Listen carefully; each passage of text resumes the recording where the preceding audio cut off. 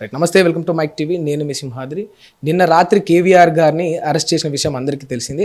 ఆంధ్ర నుండి 3 పోలీసులు, అది కూడా వాళ్ళు వితౌట్ యూనిఫామ్లో వచ్చి, పోలీసు వెహికల్ కూడా లేకుండా వచ్చి ఇక్కడ కేవీఆర్ గారి ఇంటి దగ్గర గస్తీ కాసి అతను విశ్రాంతి తీసుకుంటున్న సమయంలో అతన్ని పట్టి గుంజుకొని దారుణంగా తీసుకెళ్లే ఆ దృశ్యాలను మనం చాలా స్పష్టంగా చూసినాం. అది కూడా తెలంగాణకు సంబంధించిన పోలీసులకు ఎలాంటి ఇంటిమేషన్ ఇవ్వకుండా వాళ్ళని ఇక్కడికి తీసుకురాకుండా, అంటే చట్టాన్ని వాళ్ళ చేతిలోకి తీసుకొని, అంతేకాకుండా కేవీఆర్ గారి సతీమణి అయిన విజయలక్ష్మి గారిని, అంటే ఒక మహిళ అనే కనీస గౌరవం కూడా ఇవ్వకుండా తనను కూడా పట్టి లాగడం నిన్న చాలా స్పష్టంగా చూసినాం. మరి అంటే సరే, మీరు డ్యూటీ మీరు చేసుకోండి, కానీ అంటే మరి ఈ తెలంగాణ జర్నలిస్టుల పట్ల ఇంత దురుసుగా ఉండాల్సిన పరిస్థితి ఏమున్నది? కేవీఆర్ నిజంగా ఎలాంటి తప్పులు చేసిండు? అతను ఏమైనా చట్టాన్ని చేతిలోకి తీసుకున్నాడా? ఏమైనా చట్టాన్ని ధిక్కరించిండా? లేకపోతే ఏదైనా క్రిమినల్ యాక్టివిటీకి పాల్పడ్డా ఇంత అధ్వానంగా ఆయన పట్ల ప్రవర్తించడానికి? అండ్ అదే కాకుండా ఇక్కడ ఒక మహిళ, అంటే మహిళకి ఇవ్వాల్సిన కనీస గౌరవం ఇవ్వకుండా, ఒక లేడీ కానిస్టేబుల్ తోటి మీరు ఇక్కడికి రాకుండా, అంటే కనీస గౌరవం లేకుండా ఇంత దారుణంగా ప్రవర్తించే పరిస్థితి ఎందుకు వచ్చిందనే విషయాలు అడిగి తెలుసుకుందాం. మనతోటి ఇప్పుడు కేవీఆర్ గారి సతీమణి విజయలక్ష్మి గారు ఉన్నారు. అమ్మ నమస్తే. నమస్తే సార్. చెప్పండి అమ్మా, అసలు నిన్న రాత్రి నిజంగా ఏం జరిగింది? అసలు ఏ సమయాన వాళ్ళు ఇక్కడికి వచ్చిండ్రు? అసలు ఎట్లా జరిగింది ఇదంతా కూడా? సార్ అది 7:30, 8 మధ్యలో అయింది. 7:30, 8 మధ్యలో అయింది సార్. నేను అప్పుడే ఆఫీస్ నుంచి వచ్చాను. నా భర్త కూడా బయటికి వెళ్ళి అప్పుడే నాతో పాటు నా వెనకాలే వచ్చారు. 2-3 మినిట్స్ గ్యాప్లో వచ్చారు. తను వచ్చి డ్రెస్ చేంజ్ చేసుకొని బయట కూర్చున్నాడు. తను ఫోన్ యూజ్ చేయట్లేదు. నా ఫోన్ తీసుకొని బయట కూర్చున్నాడు. యూట్యూబ్ చూస్తూ, న్యూస్ చూస్తూ బయట కూర్చున్నాడు. వాళ్ళు ఎప్పటి నుంచి వెయిట్ చేస్తున్నారో తెలీదు, మేము అబ్జర్వ్ చేయలేదు, అలర్ట్గా కూడా లేము. లైట్ ఆఫ్ చేసుకొని కూర్చున్నాడు. మేము ఇంట్లో హోంవర్క్ చేపిస్తూ, పిల్లలకి హోంవర్క్ చేపిస్తూ నేను ఇంట్లో కూర్చున్నాను. సడన్గా ముగ్గురు వచ్చి మెడ పట్టుకొని లాగుతూ వెళ్తుంటే నా హస్బెండ్ గట్టిగా అరిచేసరికి నేను నా పిల్లలు ఏడ్చుకుంటూ పరిగెత్తుకుంటూ వెళ్ళి అడ్డం పడ్డా. ఇక్కడే స్టెప్ దగ్గరే, మేము ఉండేది 3rd ఫ్లోర్, స్టెప్స్ దగ్గరే అడ్డం పడితే పోలీసులు లాగుతున్నారు. లేడీ కానిస్టేబుల్ ఎవ్వరూ లేరు. నేను అడ్డం పడుతున్నాను, మీరు ఎవ్వరు, ఎందుకు తీసుకెళ్తున్నారు, ఏంటి అని క్వశ్చన్ చేసే అంత టైం కూడా ఇవ్వట్లేదు. లాగుతుంటారు, నువ్వు జరగమ్మా అని చెప్పేసి లాగుతూ లాక్కెళ్తున్నారు. కిందికి రా ఫస్ట్, కిందికి రా అని అంటే నేను అక్కడికి గట్టిగానే పట్టుకున్నాను. లాక్కెళ్ళారు బయటికి. లాక్కెళ్ళి అక్కడ కార్లో ఎక్కించే ప్రయత్నం చేశారు. నేను కార్లో ఎక్కిస్తుంటే లేదు నేను ఎక్కియనని చెప్పేసి కార్ డోర్ దగ్గర నించున్నాను, డోర్ ఓపెన్ చేయకుండా. అప్పటికే కాలనీ వాళ్ళందరూ వచ్చి అడుగుతున్నారు, ఎవరు మీరు, అట్లా సివిల్ డ్రెస్ ఉంది, పోలీసులు అంటున్నారు, ఎక్కడో బొబ్బిలే అంటున్నారు, ఇక్కడికి ఎందుకు వచ్చారు, కేవీఆర్ ఏం తప్పు చేశారు, పోనీ ఏమన్నా మీరు అరెస్ట్ వారెంట్ ఉందా, లోకల్ పోలీసులు ఎవరన్నా ఉన్నారా అంటే అప్పుడు వాళ్ళు క్వశ్చన్ చేస్తే లోకల్ పోలీసులకి అప్పుడు నన్ను మేము అక్కడ నించుంటే మా ముందు ఫోన్ చేశారు. ఫోన్ చేస్తే వాళ్ళు ఒక 10 మినిట్స్లో వచ్చారు. నేను ఎంతకి అక్కడికి చేశాక కూడా వాళ్ళు ఆగట్లేదు, ఎక్కించే ప్రయత్నం చేస్తున్నాను, నన్ను వెహికల్లోకి తీసుకోవడానికి ప్రయత్నిస్తాను. నేను ఎక్కనివ్వను, వాళ్ళు రావాలి, వాళ్ళు వచ్చిన తర్వాతనే వెళ్ళాలి అని చెప్పేసి నేను ఎక్కనివ్వకుండా అడ్డం పెడితే నన్ను లాగుతున్నారు.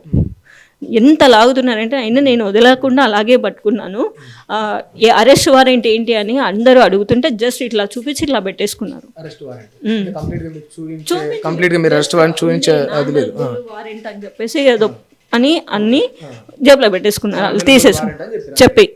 జస్ట్ ఇట్లా చూపించారు, రెడ్ పెన్తో రాసింది, అది ఏం రాసిందో కూడా చూడలేదు. జస్ట్ ఇట్లా చూపించి ఇట్లా పెట్టేసుకున్నారు.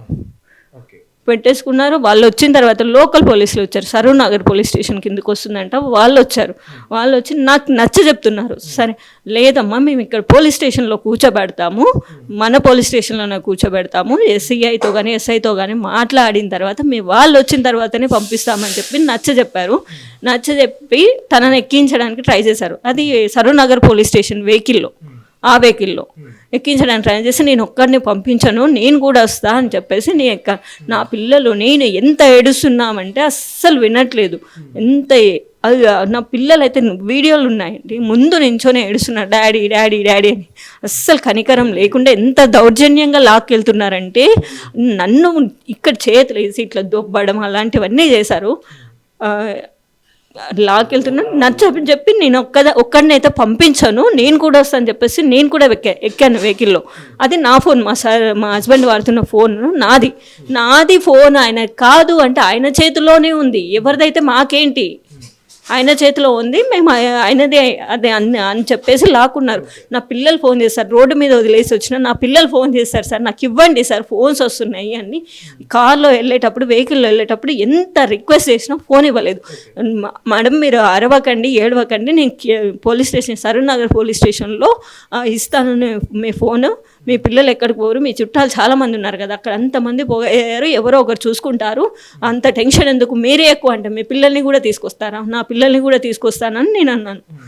మీరే ఎక్కువ అంటే మీ పిల్లల్ని కూడా తీసుకొస్తారా అని చెప్పేసి వాళ్ళు ఫోన్ కూడా ఇవ్వలేదు.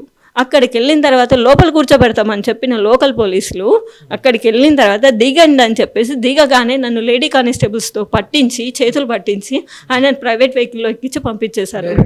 అక్కడ పోలీస్ స్టేషన్లో కూర్చోబెట్టి మాట్లాడింది ఏమీ లేదు అసలు, డైరెక్ట్ తీసుకెళ్లి వెహికల్లో కూర్చోబెట్టి వెహికల్లో కూర్చోబెట్టి వెళ్ళిపోయారు. అక్కడ ఒక్క నిమిషం కూడా వెయిట్ చేయలేదు, 1 minute కూడా వెయిట్ చేయకుండా వెళ్ళిపోయారు. నేను అక్కడ మళ్ళీ ఇంక నేను క్వశ్చన్ చేసి ఎక్కడికి తీసుకువెళ్ళి లోకల్ పోలీసులు, మీరు వెళ్ళిపోండి మేడం, మీరు వెళ్ళిపోయింది మేడం ఇక్కడ నుంచి అని అంటున్నారు. తీసుకెళ్ళి లోపల కూర్చోబెట్టి నేను ఏడుస్తుంటే మీరు వెళ్ళిపోండి ఏం కాదు మీరు వెళ్ళిపోండి అని అంటే, ఎందుకు వెళ్ళిపోతారు, మీరు వచ్చిన తర్వాతే తీసుకెళ్లారు, మీరు రాకపోతే తీసుకెళ్ళనియకపోతుంటే పంపించడం మీ బాధ్యత, కానీ వాళ్ళు ఎక్కడున్నారో మీ బాధ్యత తెలుసుకోవడం మీ బాధ్యత కాదా, నేను ఆయన వచ్చేదాకా ఇక్కడే కూర్చుంటానని చెప్పేసి అక్కడే కూర్చున్నాను, పోలీస్ స్టేషన్లోనే కూర్చున్నాను. ఇక్కడ మన తెలంగాణ జర్నలిస్టులు కాళోజీ శ్రీనివాస్, పృథ్వీరాజ్ సార్ వాళ్ళందరూ వచ్చి కన్విన్స్ చేసి 1 దాకుండి ఏవో ప్రొసీజర్స్ చేసేసి నన్ను అక్కడ నుంచి తీసుకొచ్చారు సార్. కంప్లైంట్ చేసిన పోలీస్ స్టేషన్లో ఏమైనా చేశాను సార్, అంటే లేడీ కానిస్టేబుల్ లేదు, ముగ్గురు మగవాళ్ళే, నేను అడ్డం పడుతున్నాను, నా భర్తను ఏం చేస్తారన్న టెన్షన్ నాకు. ఇప్పుడు చూస్తున్నాం సాయి కృష్ణ ఆయన లాకప్ డెత్ అయింది రీసెంట్గా, తీసుకెళ్ళి ఎక్కడన్నా ఎన్కౌంటర్ చేస్తే నాకు నా పిల్లలకు దిక్కెవరని చెప్పేసి నేను టెన్షన్ పడుతున్నాను. అందుకే నేను అడ్డుకున్నాను. మీరు అక్కడెక్కడో, ఇక్కడ మన తెలంగాణలో అయితే ఎవరో ఒకరిని రిక్వెస్ట్ చేసి నేను పోగలుగుతా, ఎక్కడో అలాగా తెచ్చుకొని.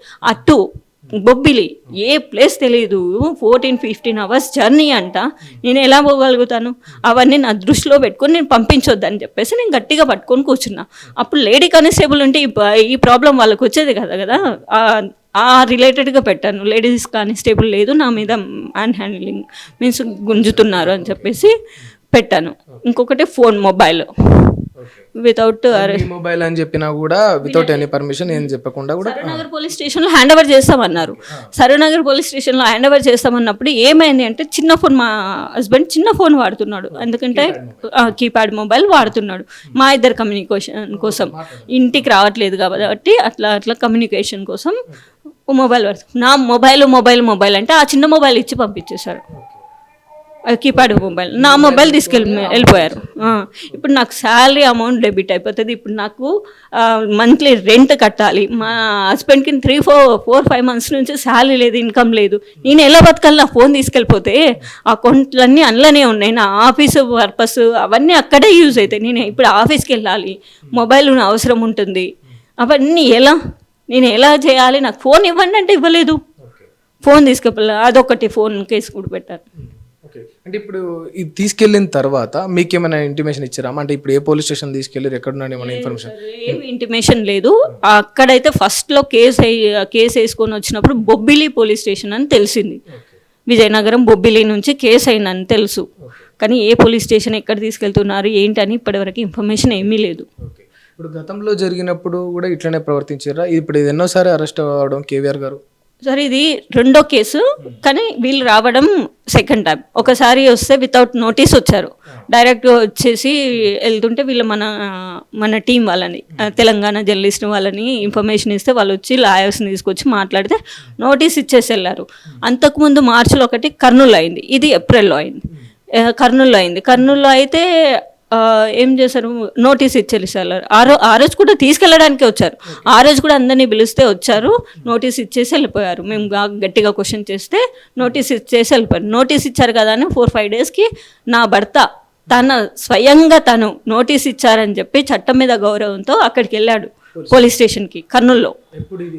మార్చ్ 4th 10th ఆ మధ్యలో, 4th వాళ్ళు వచ్చారు, 10th అలా వెళ్ళాడు ఆయన, ఆ మధ్యలో వెళ్ళాడు. అయితే వెళ్ళాడు చట్టం మీద గౌరవంతో వెళ్తే అక్కడే 9 లాయర్లతో పాటు వెళ్ళాను.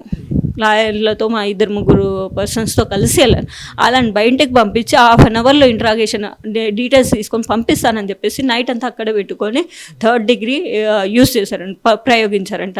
బట్టలన్నీ విప్పేసి డ్రాయర్ మీద కూర్చోబెట్టి బూతులు తిట్టడం, నువ్వు ఇంత ఉన్నావు, నీకెందుకంతా, నీ పర్సనాలిటీ ఏందో చూసుకున్నావా, నీవు ఎందుకంత మాటలు మాట్లాడుతున్నావు, నువ్వు తెలంగాణ న్యూస్ చేసుకోవచ్చు కదా, ఆంధ్ర న్యూస్కి ఎందుకు వచ్చినావు, జర్నలిస్ట్ ఏదైనా మాట్లాడవచ్చు, ఆల్ ఓవర్ వరల్డ్ ఏ న్యూస్ అయినా చేయొచ్చు, లిమిట్స్ ఏం లేవు కదా సార్, ఏ లిమిట్స్ లేవు, నువ్వెందుకు తెలంగాణ వాడివి అయ్యింది ఆంధ్ర ఎందుకు న్యూస్ చేస్తున్నావు అని చెప్పి క్వశ్చన్. మాటల వరకైనా ఏమైనా కొట్టినరా అమ్మ? కొట్టిరు సార్, కొట్టిరు.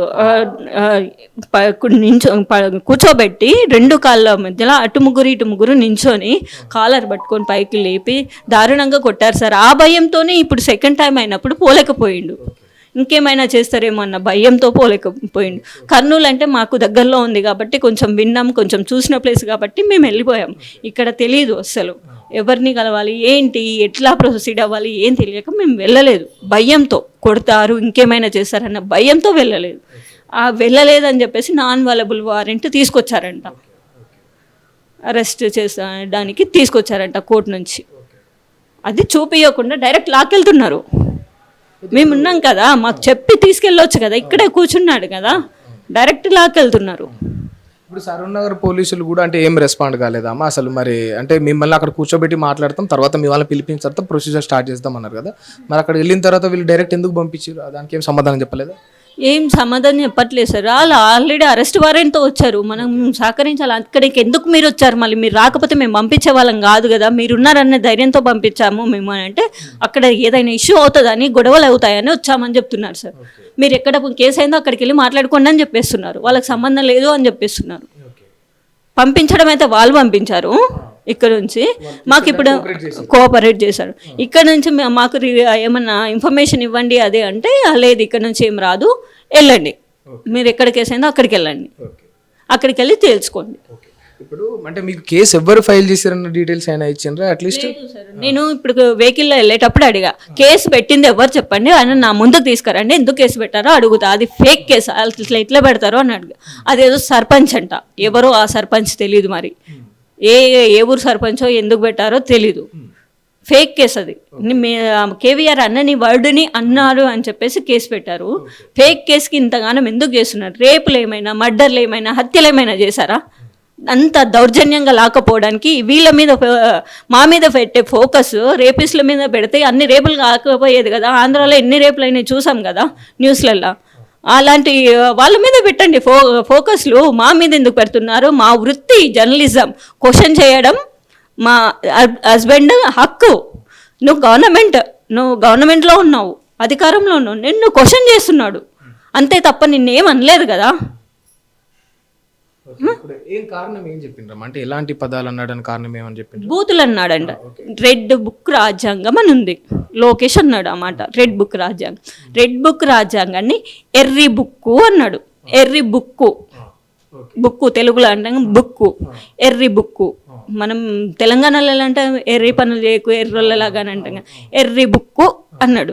ఎర్రి బుక్కుని వాళ్ళేదో ఊహించుకొని ఫీమేల్ పార్ట్స్లల్లా బూత్లాగా క్రియేట్ చేసుకొని కేసు పెట్టించుకొని వచ్చింది అనని పదాలని.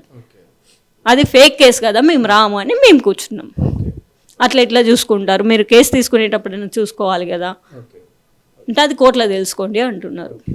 అడ్వకేట్ని ఏమైనా పెట్టుకున్నారా సరే? అడ్వకేట్లు అంటే మా ఈ జర్నలిస్ట్ కాళోజీ, దాసరి శ్రీనివాస్ వాళ్ళందరూ ఫాలోఅప్ చేస్తున్నారు సార్. నాకు అంతగా ఐడియా లేదు ఎవరు చూస్తున్నారు, బట్ వాళ్ళు ఫాలోఅప్ చేస్తున్నారు వాళ్ళ సైడ్ నుంచి. అడ్వకేట్లు వాళ్ళు ఫాలోఅప్ చేస్తున్నారు.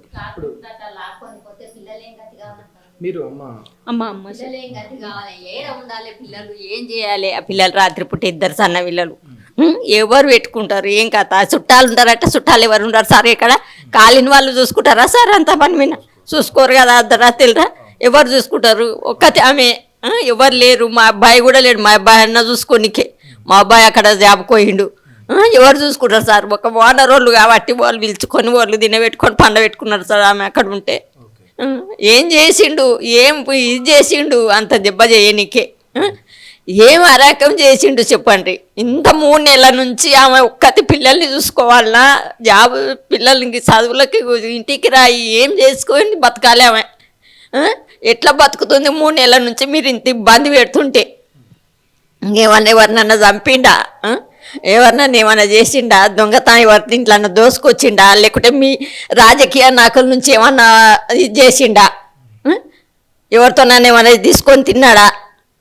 తీసుకొని సపోర్ట్ చేస్తుండడా? అట్లా కూడా లేదు కదా సార్. ఎందుకు చేస్తుండారు అంత పని మీద? అదొకటి.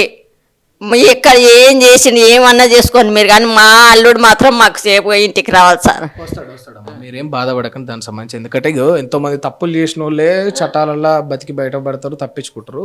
ఆయన ప్రశ్నించిండు, అందులో తప్పేం లేదు. ఇప్పుడు పిల్లలు ఎక్కడ ఉన్నారమ్మా? ఇప్పుడు ఈరోజు స్కూల్కి వెళ్ళారు సార్. సమ్మర్లో మొత్తము నా భర్త ఒక చోట, పిల్లలు ఇంటి దగ్గర ఎవ్వరు లేరు. నేను జాబ్కి వెళ్తా, నేను జాబ్ చేస్తాను, ప్రైవేట్ జాబ్ వాళ్ళ ఇంటి దగ్గర పెట్టాను. మా అమ్మ వాళ్ళ ఇంటి దగ్గర పెట్టారు సమ్మర్ హాలిడేస్ అని. మొన్ననే స్కూల్స్ ఓపెన్ అయినాయని 1 వీక్ బ్యాక్ తీసుకొచ్చాను సార్. మా స్కూల్ స్టార్ట్ అవుతున్నాయి, ఎన్ని రోజులు పంపించొద్దా. నేను ఒక్కదాని ఉన్నా సార్ 3 months. మా ఫ్యామిలీ ఒక్కొక్క దిక్కులో ఉన్నారు ఈ కేసు వల్ల.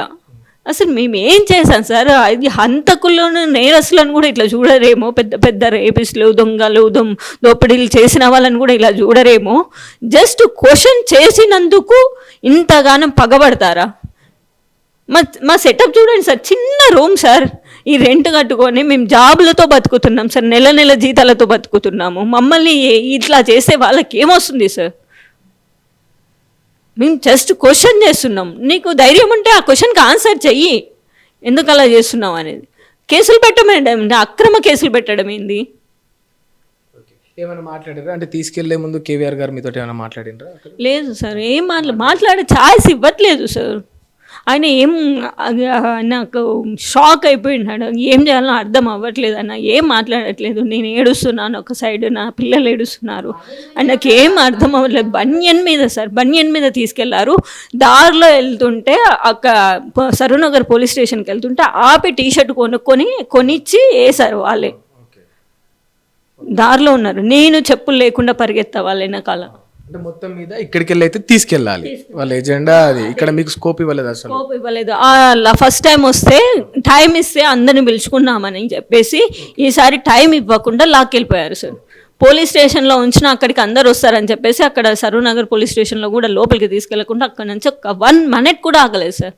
ఏం జరిగింది అక్కడ? పోలీస్ స్టేషన్కి ఎంటర్ అయ్యారు, ఆ వెహికల్ దింపి నువ్వు కిందకి రామన్నారు. సిఐయా ఎస్ఐయా ఎవరో తెలియదు సార్. ఫస్ట్ ఒక డ్రైవర్, ఇంకొక కానిస్టేబుల్ ఎవరో ఒక అతను వచ్చారు. ఇక్కడ నచ్చజెప్పి నన్ను తీసుకెళ్లారు. మమ్మల్ని తీసుకెళ్ళిన తర్వాత దిగమ్మా, నువ్వు దిగు, మాట్లాడదాం, దిగు, ఏం కాదు, నేను చెప్తాను, నేను దిగు అని చెప్పేసి దింపేసాక ఇద్దరు లేడీస్లు నన్ను పట్టేసుకున్నారు. ఆయన తీసుకెళ్ళిపోయారు వాళ్ళు, ఆంధ్ర పోలీసులు. ఆయన లాక్కెళ్ళి కారుకి ఇచ్చేశారు. నేను ఎంత ఏడుస్తున్నా లేడీస్ కానిస్టేబుల్స్ కూడా వదలలేదు నన్ను. సరే అమ్మా, మీరేం బాధపడకండి, వస్తాడు బయటికి ఖచ్చితంగా. అంటే ఎలాంటి తప్పు చేయలేదు కనుక. అంటే చూసిండ్రు కదా, ఇది అంటే కేవీఆర్ గారి సతీమణి విజయలక్ష్మి గారు చెప్తున్న అంశం ఇది. అంటే ఇప్పుడు అంటే ప్రశ్నించిండు, ప్రశ్నలో కొన్నిసార్లు మాటలు తూలుతుంటాం, అది ఉద్దేశపూర్వకంగా జరగదు. సరే, తను రెక్టిఫై చేసుకుంటాడు. ఒక జర్నలిస్ట్గా రెక్టిఫై చేసుకోవాల్సిన ఆ బాధ్యత అవసరం ఉంటుంది. ఎందుకంటే సమాజానికి మంచి చేరవేసే వ్యక్తులు, నిజాన్ని నిక్కచ్చుగా మాట్లాడే వ్యక్తుల్లో జర్నలిస్టులు ఎప్పుడు కూడా ఉంటారు. సో ఒక పదాన్ని తూలినప్పుడు దాన్ని సరి చేసుకోవడానికి నువ్వు దానికి సంబంధించిన పనిష్మెంట్ ఇవ్వాలి. కానీ 3 నెలల నుంచి కనీసం వీళ్ళు అంటే సరిగ్గా నిద్రపోవట్లేదు, సరిగ్గా తినట్లేదు, మనశ్శాంతిగా ఉండకుండా ఒక కుటుంబాన్ని ఇంత చిందరవందర చేయాల్సినంత అవసరము, రిక్వైర్మెంటు ఆంధ్రప్రదేశ్ గవర్నమెంట్కి కానీ ఆంధ్రప్రదేశ్ పోలీసులకు కానీ ఏమున్నది అనేది మొదటి ప్రశ్న.